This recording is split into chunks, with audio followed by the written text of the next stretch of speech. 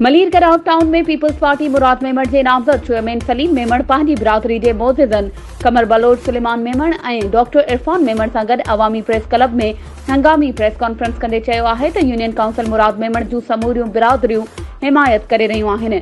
हुन चयो त मेमण बिरादरी जे रुठल माण्हुनि खे परचाए मुतहिद ऐं मुनज़्ज़िम कयो वियो आहे, जॾहिं त पीटीआई जे उम्मीदवार असांजे हक़ में हथ खणण ते उन्हनि जा शुक्रगुज़ार आहियूं।